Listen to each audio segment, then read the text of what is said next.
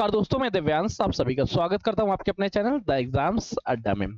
Selection एक जिद है और ये जिद जिन लोगों ने पाल रखी है उत्तर प्रदेश अधीनस्थ सेवा चयन आयोग के एग्जाम्स के लिए, उत्तर प्रदेश पुलिस के एग्जाम्स के लिए, एसएससी के एग्जाम्स के लिए या अदर एग्जाम्स जिसमें हिंदी नामक सब्जेक्ट आता है या हिंदी पूछी जाती है, उन सभी की जिद को पूरा करने के लिए द एग्जाम्स अड्डा की ओर से मैं दिव्यांश आप लोगों के समक्ष आज तीसरी क्लास में क्रिया नामक टॉपिक लेके आया हूँ। अच्छा, क्रिया अंग्रेजी में इसको वर्ब कहते हैं, इतना तो पता ही होगा। अब इसके बाद की डिटेल देखते हैं कि क्रिया के भेद कितने हैं, क्रिया के प्रकार कितने हैं, क्रिया से संबंधित कौन से क्वेश्चंस पूछे जाते हैं। यहाँ पे आज हम लोग चर्चा करेंगे, डिटेल एनालिसिस करेंगे और इसके multiple choice question, previous year questions आपको इवनिंग बैच में कराए जा रहे हैं।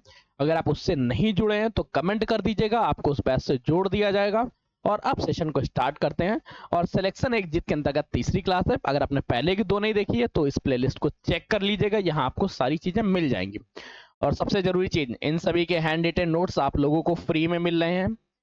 अगर आप सभी लोगों को पूरा पीडीएफ बंडल ही चाहिए जो अभी उत्तर प्रदेश अधीनस्थ सेवा चयन आयोग कनिष्क सहायक के लिए जारी किया गया है, अगर इस एग्जाम में सिलेक्शन के लिए कंप्लीट पीडीएफ बंडल चाहिए तो उसकी फीस है 99 रुपीज।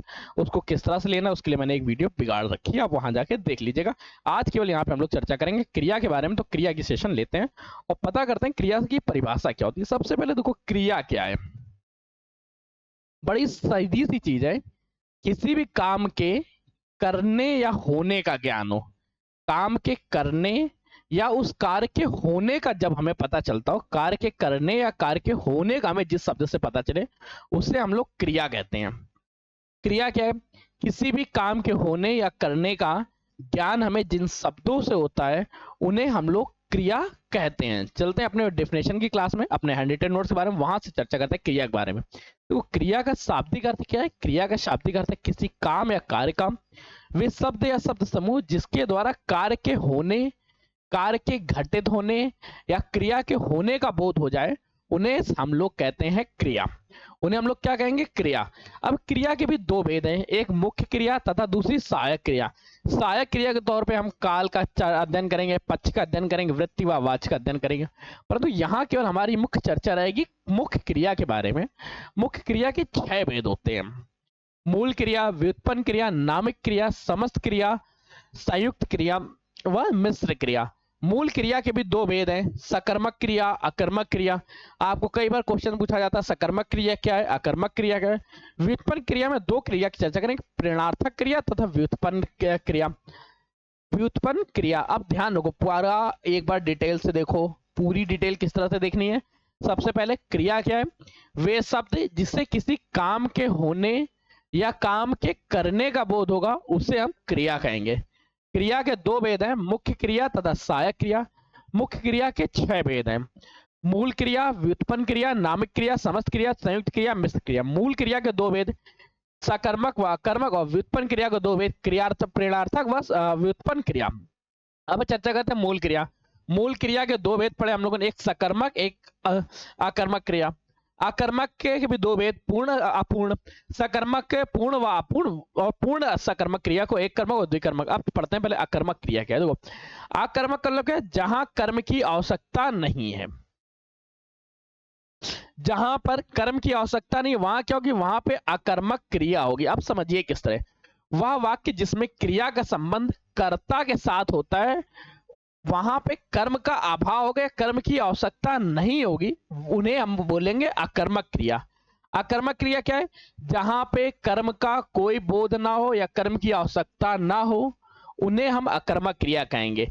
जैसे शेर दहाड़ता है, पालक छत से गिरता है, गंगा हिमालय से निकलती है। इसके भी दो भेद हैं, एक पूर्ण कर्मक क्रिया, एक अपूर्ण कर्मक क्रिया। पूर्ण कर्मक क्रिया क्या है? जिसमें किसी भी पूरक की आवश्यकता ना हो। अपूर्ण कर्मक क्रिया है जिसमें कुछ अपूर्ण क्रिया की आवश्यकता होती है। पूर्ण कर्मक क्रिया क्या है? बच्चा सो रहा है, सेंटेंस कंप्लीट है, अभी क्रिया पूर्ण नहीं हुई है, क्रिया के पूर्ण हुए बिना ही हम लोगों को अकर्मक क्रिया का बोध हो रहा है। चिड़िया आकाश में उड़ रही है, लड़के मैदान में दौड़ रहे हैं, इसमें भी दो भेद हो जाएंगे, एक स्थिर तथा एक गत्यात्मक। स्थिर का मतलब क्या है? जब वस्तु या जब वह आर्टिकल स्थिर अवस्था में उसे स्थिर, जब आर्टिकल या उस व्यक्ति, उस कर्ता के मूवमेंट की चर्चा हो रही हो तो उसे गत्यात्मक। स्थिरात्मक क्या है? शेर दहाड़ता है, पिताजी कमरे में सो रहे हैं, तो यह स्थिर है, इसमें कोई ये मूवमेंट नहीं हो रहा। सावित्री हंसती है, सावित्री भी खड़ी है। कमरे में मोमबत्ती जल रही, तो मोमबत्ती भी हिल नहीं रही, वो वहीं की वहीं है। वहीं अगर वो घोड़े दौड़ रहे हैं, चिड़िया आकाश में उड़ रही है, युवक उछल रहे हैं, तो यहाँ पे मूवमेंट या गति की प्रयोग है, तो यहाँ गत्यात्मक पूर्ण आकर्मक क्रिया हो गई। अब चर्चा करते हैं अपूर्ण आकर्मक क्रिया के बारे में। अपूर्ण आकर्मक क्या है? जिसमें आकर्म की तो आवश्यकता नहीं होती है, परंतु वहां पे क्रिया के पूर्ण होने का बोध हो जाए, उसे बोलते हैं, क्रिया के अपूर्ण होने का बोध हो, उसे क्या बोलेंगे? उसे बोलेंगे अपूर्ण आकर्मक क्रिया। वे खुश हैं, मोहन डर रहा है, वे आकर्मक क्रिया जिनमें पूरक की आवश्यकता नहीं होती, वाक्य कंप्लीट होता है, उन्हें हम लोग अपूर्ण आकर्मक क्रिया कहते हैं। जैसे बच्चा चुप है, मोहन डर रहा है, वे खुश है। अब एक बार थोड़ा सा एग्जांपल समझते हैं किस तरह से क्या हुआ। पहले क्या, मूल क्रिया को दो भागों में बांटा, सकर्मक आकर्मक क्रिया। इसमें से आकर्मक क्रिया के दो भेद हैं, पूर्ण व अपूर्ण। इसमें जो पूर्ण आकर्मक क्रिया पड़ा, पूर्ण आकर्मक क्रिया का मतलब क्या है? जिसमें पूरक की आवश्यकता नहीं होती, वाक्य पूर्ण होता है, उसे हम पूर्ण आकर्मक क्रिया कहते हैं। और पूर्ण के भी दो भेद, स्थिर और गत्यात्मक। स्थिर का मतलब क्या है? जहां कर्ता स्थिर हो वहां स्थिर पूर्ण आकर्मक हो गया, जहां कर्ता मूवमेंट कर रहा हो वहां पे गत्यार्थक हो गया। वहीं अपूर्ण क्रिया की चर्चा करें तो अपूर्ण आकर्मक क्रिया क्या है? जहां पे पूरक की आवश्यकता नहीं होती है, वाक्य स्वतः ही पूर्ण होता है, उसे अपूर्ण आकर्मक क्रिया कहते हैं। जैसे बच्चा डर रहा है, सोहन चुप है, वह मर गया, इत्यादि। ये सेंटेंस किसमें होंगे? ये सेंटेंस होंगे अपूर्ण आकर्मक क्रिया के बारे में। अपूर्ण आकर्मक में क्या, कर्म की भी आवश्यकता नहीं है तथा वाक्य को पूरक की भी आवश्यकता नहीं है। वहीं अगर पूर्ण के बारे में चर्चा करें तो पूर्ण में वाक्य में कर्म तो नहीं है, परंतु पूरक शब्द का प्रयोग किया गया है, इस वजह से उसे पूर्ण आकर्मक क्रिया कहते हैं। पूर्ण आकर्मक क्रिया के दो भेद पड़े, गत्यात्मक व स्थिर। अब चर्चा करते हैं साकर्मक क्रिया। तो साकर्मक क्रिया में कर्म की आवश्यकता होती है, वे शब्द वे वाक्य जिसमें क्रिया का सीधा संबंध कर्ता के साथ ना हो के कर्म के साथ होता है, और यहाँ कर्म प्रधान होता है। पहलवान दूध पीता है, पहलवान क्या पीता है? दूध। मोहन पुस्तक पढ़ता है, मोहन क्या पढ़ता है? पुस्तक। राम ने रावण को मारा, राम ने किसको मारा? राम ने रावण को मारा। मैंने पुलिस को पकड़वाया, राम ने किसको पकड़वाया? राम ने पुलिस को पकड़वाया। जहां पर प्रश्न किया जा सकता है और उसका उत्तर मिले, क्या, किसे, किसको इत्यादि शब्दों से, वहां पे सकर्मक क्रिया होती है। पहचानने की एक थोड़ी सी चर्चा करो, थोड़ा सा समझो। जहां पर हमारी इच्छा से रिलेटेड कार्य हो वहां पे सकर्मक क्रिया होगी, पढ़ना लिखना। और जहां पे स्वभाव के अकॉर्डिंग, जिसमें इच्छा कुछ नहीं कर सकती है, वहां पर प्राणी में जब स्वाभाविक क्रिया होगी तो वहां आकर्मक क्रिया होगी, और जब ऐच्छिक क्रिया होगी तो वहां सकर्मक क्रिया होगी। बड़ा पहचानने का छोटा सा और बड़ा सटीक सा एग्जांपल समझिए। जैसे बच्चा बैठा है, इसकी उसे इच्छा नहीं, उसका मन किया बैठा है, उसका स्वभाव है। भाई बच्चा देख रहा है, बच्चा को देना चाहिए, सोहन को खाना पकाना चाहिए, ये हो गए सकर्मक क्रिया। सकर्मक क्रिया में कर्म की आवश्यकता होती है, अकर्मक क्रिया में कर्म की आवश्यकता नहीं होती है। सकर्मक क्रिया में ऐच्छिक क्रियाएं प्रयोग होती है, अकर्मक क्रिया में स्वाभाविक क्रियाएं प्रयोग होती है। नहीं समझ में आ रहा तो स्वाभाविक क्रिया के ये पॉइंट्स याद रखिएगा, इनका सदा प्रयोग अकर्मक क्रिया के तौर पे किया जाएगा, और इतने से ही एग्जाम में क्वेश्चंस आ जाते हैं। जैसे सोना, चलना, बैठना, हंसना, रोना, उड़ना, लजाना, घटाना, बढ़ाना, होना, बसना, बसाना, अकड़ना, कूदना, जागना, दौड़ना, लेटना, भोगना, चहचहाना इत्यादि।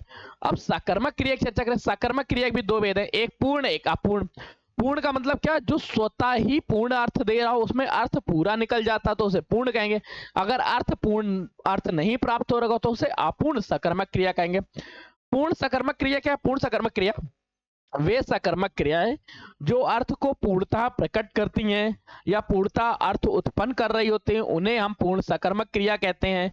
इसमें दो भेद, एक कर्मक एक द्विकर्मक। जहां एक कर्म होगा वहां पे एक कर्मक क्रिया, जहां पे दो कर्म होगा उन्हें हम द्विकर्मक क्रिया कहेंगे। जैसे माली फूल तोड़ता है, अध्यापक विद्यालय में मोहन को पढ़ाते हैं, ये द्विकर्मक क्रिया। खिलाड़ी गेंद पकड़ता है, छात्र निबंध लिख रहा है, पहलवान दूध पीता है, द्विकर्मक क्रिया की चर्चा करें। नानी ने बच्चों को खिलौने दिए, यहाँ पे खिलौने और बच्चों को, ये दो कर्म हो गए, इस वजह से इन्हें द्विकर्मक क्रिया कहेंगे। विद्यालय में अध्यापक बच्चों से पढ़वाते हैं, बच्चों से अध्यापक विद्यालय में चौक से लिखवाते हैं। बहन भाई को राखी बांधती है, राखी और भाई दो हो गए। बच्चे माँ बच्चों को दूध पिलाती है, दूध और बच्चे दो कर्मक हो गए, इसलिए यहाँ पे द्विकर्मक क्रिया। और जहां पे एक कर्म होगा वहां एक कर्मक क्रिया होगी। माली फूल तोड़ता है। एक बार और सेंटेंस देखते हैं। आज हम लोगों ने चर्चा की पहले क्रिया के बारे में। क्रिया की डेफिनेशन बताओ क्या होती है। क्रिया किसी भी शब्द के होने या करने का, हमें जिस शब्द से पता चले उसे क्या बोलेंगे, उसे हम लोग क्रिया बोलेंगे। क्रिया के मुख्य रूप से दो भेद हैं, मूल क्रिया तथा सहायक क्रिया। सहायक क्रिया के तौर पे काल पक्ष वृत्तिवाच्य, मुख्य क्रिया के तौर पे मूल क्रिया, व्युत्पन्न क्रिया, नामिक क्रिया, समस्त क्रिया, संयुक्त क्रिया और मिश्र क्रिया। इसमें मूल क्रिया के दो भेद हैं, सकर्मक क्रिया व अकर्मक क्रिया। व्युत्पन्न क्रिया के दो भेद है, प्रेरणार्थक व व्युत्पन्न। मूल क्रिया में हम लोगों ने चर्चा की कि अकर्मक क्रिया के दो भेद, सकर्मक क्रिया के दो भेद। अकर्मक क्रिया का मतलब क्या होता है, जहां कर्म की आवश्यकता नहीं होती उसे अकर्मक क्रिया कहते हैं।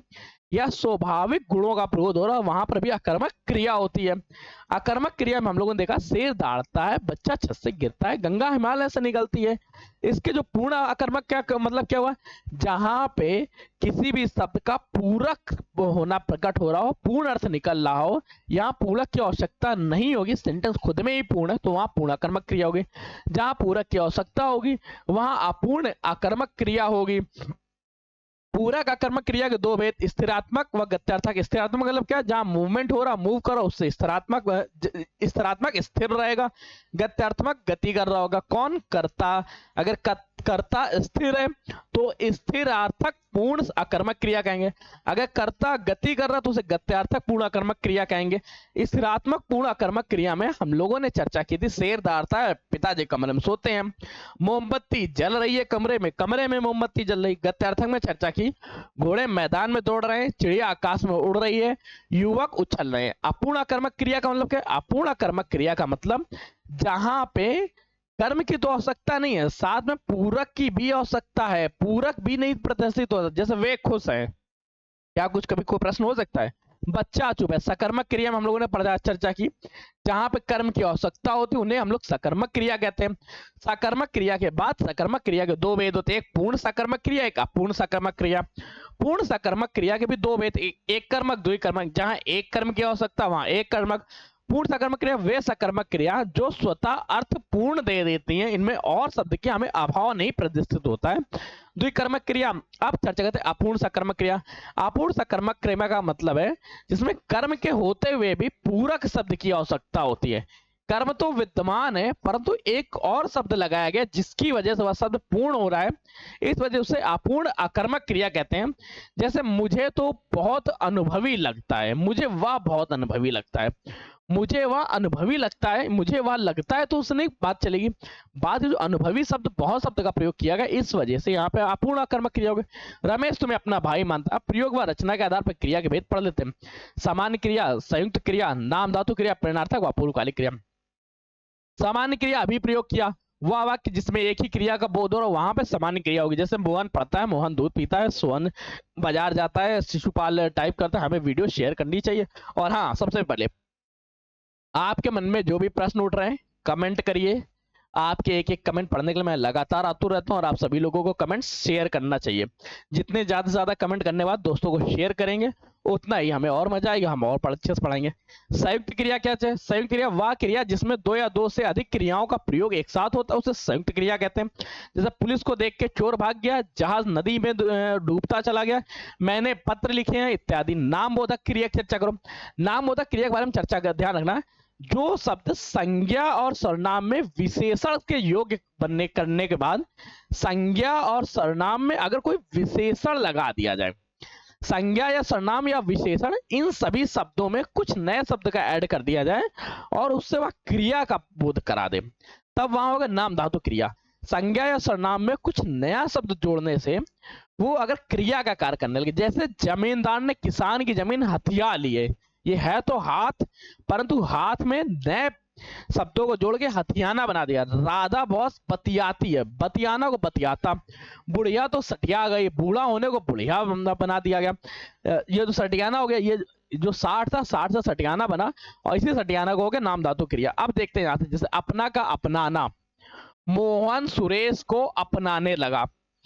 बात से बतियाना, ठोकर से ठुकराना, लात से लतियाना, लट से लठियाना। सुरेश ने महेश को लठ से लठियाना शुरू कर दिया जब तक सुरेश ने अपनी माफी नहीं मांगी। शर्म से शर्माना, त्याग से त्यागना, झूठ से झुठलाना, गर्म से गरमाना, नर्म का नरमाना, धिक्कार का धिक्राना। और क्रिया प्रेरणार्थक क्रिया की चर्चा करें तो क्रिया प्रेरणार्थक के मतलब समझो तो प्रेरणार्थक मतलब क्या, वो किसी दूसरे को प्रेरणा देने का कार्य कर रहा है, जिसमें व्यक्ति या कर्ता स्वयं कार्य ना करके किसी दूसरे को कार्य करने हेतु प्रेरित करे, वहां प्रेरणार्थक क्रिया होगा। देखो नाम सही कह रहा है कि हमने दूसरे को प्रेरणा देने में प्रेरणार्थक बनना है। वह वाक्य जिसमें कर्ता स्वयं ना करके किसी अन्य के माध्यम से करवाता है उसे प्रेरणार्थक कहते हैं। जैसे मोहन ने गली में दूब कटवाई, रमेश ने नाई से बाल कटवाए। रमेश स्वयं काट सकता परंतु उसे स्वयं न काट करके किसी दूसरे से काम कराया। जब कभी काम किसी दूसरे से करवाया जाता है तो वहां पे प्रेरणार्थक क्रिया होती है। ये साम याद रखिए। ऐसे ऐसे छेड़ का छिड़वाना। एक बात और ध्यान रखो, प्रेरणार्थक क्रिया में वाना लेटर आपको देखने को मिलेगा। कहलवाना, पिटवाना, कटवाना, धुलवाना, लुटवाना, भगवाना, मरवाना, न पिटवाना, पैसवाना, सिलवाना इत्यादि। पूर्णकालिक के बारे में चर्चा करें। पूर्णकालिक के बारे में ध्यान रखो, याद रखो, मुख्य क्रिया से पहले एक क्रिया का प्रयोग हो जाए और तब वह पूर्ण का। जैसे दिनेश दौड़कर विद्यालय चला गया, यहां पे कर शब्द का प्रत्यय देखने को मिलेगा या पर। बालक रो रो कर सो गया। जब मुख्य क्रिया से पहले क्रिया का प्रयोग कर दिया जाए तो उसे पूर्णकालिक क्रिया कहते हैं। पूर्णकालिक क्रिया का मतलब क्या, एक साथ दो क्रिया का प्रयोग किया जा रहा है। कभी कभी उसी क्रिया का रिपीटेशन देखने को मिलता है, इस स्थिति में पूर्णकालिक क्रिया होती है। जैसे बालक रो रो कर सो गया, दिनेश दौड़कर विद्यालय गया, मोहन मार मार कर सो गया, वह सोते सोते जाग गया। इन्हें बोलेंगे प्रेरणार्थक क्रिया। एक बार और छोटा सा एग्जांपल ले लेते हैं, उसके बाद सेंटेंस को आज देखते हैं। आज हम लोगों ने फिर चर्चा की सामान्य क्रिया, कंफर्म हो गई होगी। संयुक्त क्रिया का मतलब क्या है? संयुक्त क्रिया का मतलब ये होता है इसमें एक क्रिया समाप्त नहीं हो पाती, एक क्रिया को समाप्त होते ही दूसरी क्रिया प्रारंभ होती है। जैसे जहाज नदी में डूबता चला गया, पुलिस को देखकर चोर भाग गया, तुम अभी और चल सकते हो। अभी चल, अभी समाप्त नहीं हुआ, अभी और भी चल सकते हो। मैंने पत्र लिख लिया, अभी लिखा हुआ है। नाम धातु क्रिया मतलब क्या है? संज्ञा सर्वनाम में किसी नए शब्द का प्रत्यय जोड़ दिया जाए और प्रत्यय जोड़ने के बाद उसका प्रयोग क्रिया के रूप में किया जाए तो वहां पे नाम धातु क्रिया होगी। जैसे अपनाना, लजाना, बतियाना, ठुकराना, लठियाना इत्यादि। प्रेरणार्थक क्रिया के बारे में चर्चा करें। क्रिया प्रेरणार्थक मतलब क्रिया स्वयं कार्य न करके किसी दूसरा का प्रेरणा स्रोत बनता है तो उस स्थिति में प्रेरणार्थक क्रिया होती है। जैसे अध्यापक बच्चों से पत्र लिखवाया, अध्यापक ने बच्चों से पत्र लिखवाया, अध्यापक स्वयं न लिख के किसी दूसरे से काम करवा रहे। इस स्थिति में यहाँ प्रेरणार्थक क्रिया हो गई। अब पूर्वकालिक क्रिया की चर्चा करो। पूर्वकालिक क्रिया का मतलब क्या है कि क्रिया एक ना होकर दो प्रयुक्त किया जाए और एक के बाद एक क्रिया प्रयुक्त हो जाए, या मुख्य क्रिया से पहले एक और क्रिया प्रयोग कर दिया जाए तो वहां पर पूर्वकालिक क्रिया। जैसे यहाँ पे कर और पर प्रत्यय भी देखने को मिलेगा। जैसे दिनेश दौड़कर विद्यालय गया, मोहन हंसकर जवाब दे रहा था इत्यादि पूर्वकालिक क्रिया। तो आज हम लोगों ने चर्चा की क्रिया के बारे में, क्रिया के भेद पढ़े, क्रिया की डेफिनेशंस देखी और कंप्लीट क्रिया हमारी समाप्त हो गई। तो उम्मीद है कि क्रिया से संबंधित कोई भी क्वेश्चन आपकी नजरों से बाहर नहीं जाएगा। अब एक छोटा सा खुद का प्रमोशन कर लेते हैं। सबसे पहले इन सभी की पीडीएफ आप लोगों के लिए फ्री में है, जिसको आप वेबसाइट से देख सकते हैं। वेबसाइट का लिंक आपको डिस्क्रिप्शन में दे दिया गया है, वहां पे जाइए और देखिए। सेकेंड पॉइंट्स, अगर आप इन सभी का पीडीएफ बंडल लेना चाहते हैं तो कंप्लीट पीडीएफ बंडल आप लोगों को 99 रुपीज का मिलेगा, जो अभी जूनियर असिस्टेंट कनिष्क सहायक के लिए है। कनिष्क सहायक 5512 एग्जाम्स के लिए तैयार किया गया है।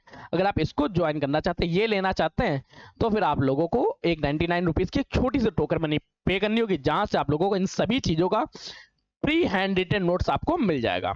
आज के सेशन को यहीं रख रहे हैं। उम्मीद करते हैं सेशन पसंद आए। तब तक के लिए कीप स्टडी, कीप स्माइलिंग, पढ़ते रहिए, मुस्कुराते रहिए। पढ़ाई मुस्कुराहट एक साथ अच्छी लगती है, अकेले में दोनों अधूरे। अपने सेशन को कमेंट करना मत भूलिएगा और दोस्तों के साथ शेयर करिएगा। धन्यवाद दोस्तों।